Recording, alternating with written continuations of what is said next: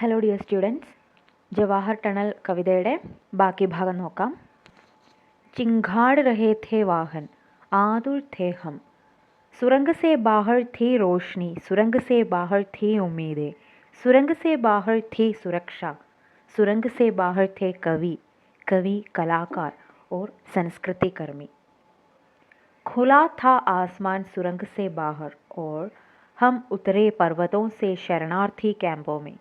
फैल गए संविधान के फफोले तंबुओं में, बिलबिलाए कीड़ों की तरह जुलूसों में धरनों में, हम उछले नारों में दब गए अत्याचारों में.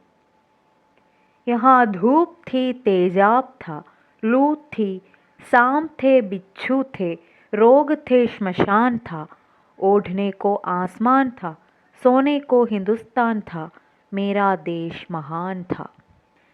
चिंगाड़ रहे थे वाहन आतुर थे हम, सुरंग से बाहर थी रोशनी, सुरंग से बाहर थी उम्मीदें, सुरंग से बाहर थी सुरक्षा, सुरंग से बाहर थे कवि, कवि कलाकार और संस्कृति कर्मी. കശ്മീരിൽ നിന്നും പലായനം ചെയ്തു വരുന്ന ആളുകളുടെ വാഹനങ്ങൾ, ബസ്സുകൾ ഗർജിക്കുകയായിരുന്നു. അതുപോലെ തന്നെ ആ ആളുകളുടെ ഉള്ളിൽ ഒരു ക്യൂരിയോസിറ്റി, ഒരു എക്സൈറ്റ്മെൻറ്റ്, ഒരു ചെറിയ സന്തോഷമൊക്കെ ഉണ്ട്. കാര്യം എന്താണ്? ഈ ബസ്സുകൾ ഈ തുരങ്കം കടന്ന് അപ്പുറത്തേക്ക് ചെല്ലുമ്പം സുരംഗ് സേ ബാഹർ, തുരങ്കത്തിന് പുറത്ത് എന്തൊക്കെയാണ് അവരെ കാത്തിരിക്കുന്നത്? സുരംഗ് സേ ബാഹർ ഥി രോഷ്നി, നല്ല പ്രകാശം. സുരംഗ് സേ ബാഹർ ഥി ഉമ്മീദെ, കുറേയധികം പ്രതീക്ഷകൾ. സുരംഗ് സേ ബാഹർ ഥി സുരക്ഷ, സുരംഗ് സേ ബാഹർ ഥേ കവി, കവി കലാകാർ ഓർ സംസ്കൃതി കർമ്മി. അപ്പോൾ അവർക്ക് നഷ്ടമായിക്കൊണ്ടിരുന്ന പ്രകാശവും പ്രതീക്ഷകളും സുരക്ഷയും തുരങ്കത്തിന് പുറത്ത് അവരെ കാത്തിരിക്കുന്നു. അതുപോലെ തന്നെ കവിയും സാഹിത്യകാരന്മാരും കലാകാരന്മാരും സാംസ്കാരിക പ്രവർത്തകരുമൊക്കെ അടങ്ങുന്ന ഒരു പുതിയ ലോകം, ഒരു സാംസ്കാരിക ലോകം തന്നെ ഇവർക്കു വേണ്ടി പുറത്ത്, തുരങ്കത്തിന് പുറത്ത് കാത്തിരിക്കുന്നു. തുരങ്കത്തിനുള്ളിൽ കുടുങ്ങിക്കിടക്കുന്ന അവർ വാഹനങ്ങളിൽ ഇരുന്നു കൊണ്ട് പുതിയ പുതിയ പ്രതീക്ഷകളെയും സ്വപ്നങ്ങളെയും നെയ്യുകയാണ്. അതായത് ഭാവിയെക്കുറിച്ച് ഓർത്ത് അവർ ചെറിയൊരു രീതിയിൽ ആശ്വസിക്കുന്നുണ്ട്. തുരങ്കത്തിന് പുറത്തെത്തിക്കഴിഞ്ഞാൽ നമ്മൾ രക്ഷപ്പെട്ടു, അവിടെ നമ്മൾക്ക് വേണ്ടി കുറേയധികം ആളുകളും കുറേയധികം കാര്യങ്ങളും ഒക്കെ ഉണ്ട് എന്നുള്ള ഒരു പ്രതീക്ഷ, ആ ഒരു പ്രതീക്ഷയാണ് അവരെ ഇപ്പോഴും ജീവിപ്പിച്ച് നിർത്തുന്നത്. ഖുലാ ഥാ ആസ്മാൻ സുരംഗ് സേ ബാഹർ ഓർ ഹം ഉത്തരെ പർവ്വതോ സേ ശരണാർത്ഥി ക്യാമ്പോ മേ. അങ്ങനെ ഒടുവിൽ അവർ തുരങ്കത്തിന് പുറത്തേക്ക് എത്തിച്ചേരുന്നു. തുരങ്കത്തിന് പുറത്തുള്ള ലോകം അവർക്ക് മുൻപിൽ ഇങ്ങനെ പരക്കെ മലർത്തി ഇട്ടിരിക്കുന്നു. അവർക്ക് മുൻപിൽ തുറന്ന ആകാശം പ്രത്യക്ഷമായി. തുരങ്കത്തിന് പുറത്തെത്തിയെന്ന് മനസ്സിലായി. അവർ ആ തുറന്ന ആകാശം കണ്ടു, തുറസായ പ്രകൃതിയെ അനുഭവിച്ചു. അങ്ങനെ ആ പർവ്വത നിരകളിൽ നിന്നും അവർ നേരെ ഇറങ്ങിയത് ശരണാർത്ഥി ക്യാമ്പോ മേ, അഭയാർത്ഥി ക്യാമ്പുകളിലാണ്. ഫേൽ Gaye Samvidhan K ഫഫോലെ തംബുവോ may, bill ബിലായെ കീടോ കി തരഹ്.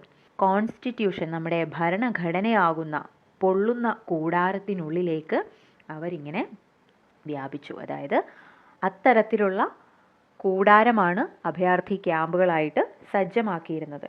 ഭരണഘടനയാകുന്ന പൊള്ളുന്ന കൂടാരം എന്നാണ് കവി പറഞ്ഞിരിക്കുന്നത്. അത് എല്ലാവർക്കും തുല്യാവകാശമൊക്കെ കൽപ്പിച്ചു കൊടുത്തിട്ടുള്ള ഭരണഘടനയെ ചോദ്യം ചെയ്തുകൊണ്ട് കളിയാക്കി കവി പറഞ്ഞിരിക്കുകയാണ്. ഫേൽ Gaye Samvidhan K ഫഫോലെ തംബുവോ may, bill ബിലായെ കീടോ കി തരഹ്. വിലപിക്കുന്ന ഞരങ്ങുന്ന കീടങ്ങളെ പോലെ ഞങ്ങൾ ആ ക്യാമ്പുകളിലേക്ക് ഇറങ്ങിച്ചെല്ലുകയായിരുന്നു. ജുലൂസോ മേ ധർണോ മേ ഹം ഉച്ചലെ നാരോ മേ, ദബ് ഗയേ അത്യാചാരോ മേ.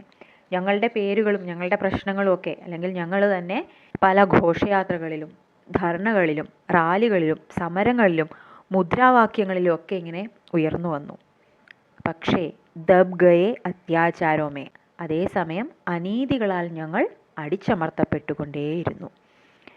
സമരങ്ങളിലും മുദ്രാവാക്യം വിളികളിലുമൊക്കെ ഞങ്ങളുടെ പേരുകളല്ല, ഞങ്ങളുടെ പ്രശ്നങ്ങൾ ഉയർന്ന് കേട്ടുകൊണ്ടിരിക്കുന്ന അതേ സമയത്ത് മറുവശത്ത് അത്യാചാരങ്ങളാൽ, ആ ക്യാമ്പിനുള്ളിൽ നടന്ന അനീതികളാൽ ഞങ്ങൾ അടിച്ചമർത്തപ്പെട്ടു എന്നാണ് കവി പറയുന്നത്. അഭയാർത്ഥി ക്യാമ്പുകളിലെ അവസ്ഥ നമ്മൾക്കറിയാവുന്നതാണ്. അത്യന്തം ഭീകരമായ അവസ്ഥ തന്നെയാണ് അഭയാർത്ഥി ക്യാമ്പുകളിൽ, പല ക്യാമ്പുകളിലും അരങ്ങേറുന്നത്. ആ ക്യാമ്പിനുള്ളിലെ അവരുടെ ആ ഒരു സംഘർഷാവസ്ഥയാണ്, ദുരവസ്ഥയാണ് കവി ഇവിടെ എടുത്തു കാണിച്ചിരിക്കുന്നത്. യഹാ ധൂപ് ഥി തേജാബ് ഥ ലൂ ഥി സാംപ് ഥേ ബിച്ചു ഥേ രോഗ് ഥേ ശ്മശാൻ ഥ. അത്തരം അഭയാർത്ഥി ക്യാമ്പുകളിൽ ഇല്ലാത്തതൊന്നുമില്ല. അവിടെ വെയിലേറ്റ് ജീവിക്കേണ്ടി വന്നു. തേജാബ് ഥ, തേജാബ് എന്ന് പറഞ്ഞാൽ ആസിഡ്. ലൂ ഥി, ലൂ എന്ന് പറഞ്ഞാൽ ചൂട് കാറ്റാണ്, പൊടിക്കാറ്റാണ്. പാമ്പുണ്ടായിരുന്നു, തേളുണ്ടായിരുന്നു, രോഗമുണ്ടായിരുന്നു. ശ്മശാൻ ഥ, അഭയാർത്ഥി ക്യാമ്പുകളിൽ ഇവർക്കൊട്ടും തന്നെ സുഖകരമായ രസകരമായ അനുഭവങ്ങളൊന്നും ആയിരുന്നില്ല. വളരെ ഭീതിപ്പെടുത്തുന്ന, വളരെ ദുഷ്കരമായ അനുഭവങ്ങളായിരുന്നു ക്യാമ്പുകളിൽ നിന്നും അവർക്ക് ലഭിച്ചത്. അവിടെ അതിഭയങ്കരമായ സിറ്റുവേഷൻസിലൂടെയാണ് ഈ അഭയാർത്ഥികൾ കടന്നുപോയത്. എന്നിട്ടും കവി പറയാണ്, ഓഢ്നേക്കോ ആസ്മാൻ ഥ സോനേക്കോ ഹിന്ദുസ്ഥാൻ ഥ മേരാ ദേശ് മഹാൻ ഥ. അപ്പം ഇത്രയൊക്കെ സംഭവിച്ചിട്ടും കവി പറയുന്നു, കവി ഒരു സകാരാത്മകമായി പോസിറ്റീവായി ചിന്തിക്കുകയാണ്. ഓഢ്നേക്കോ ആസ്മാൻ ഥ, ഞങ്ങൾക്ക് പുതയ്ക്കാനായിട്ട് ഈ ആകാശം മുഴുവനും ഉണ്ടായിരുന്നു. സോനേക്കോ ഹിന്ദുസ്ഥാൻ ഥ, ഞങ്ങൾക്ക് കിടന്നുറങ്ങാനായിട്ട് ഈ ഹിന്ദുസ്ഥാൻ മുഴുവൻ ഉണ്ടായിരുന്നു. മേരാ ദേശ് മഹാൻ ഥ, എൻ്റെ രാജ്യം, ഇന്ത്യ മഹാരാജ്യം എക്കാലത്തും മഹാനാണ്.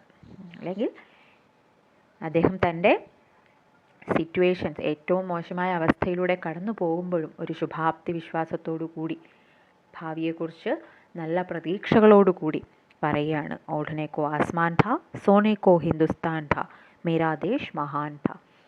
മേരാ ദേശ് മഹാൻ ഥ എന്ന് പറയുന്ന ഒരു വ്യംഗ്യാത്മകമായി, ഹാസ്യാത്മകമായി കൂടി പറഞ്ഞു വയ്ക്കുന്നതാണ്.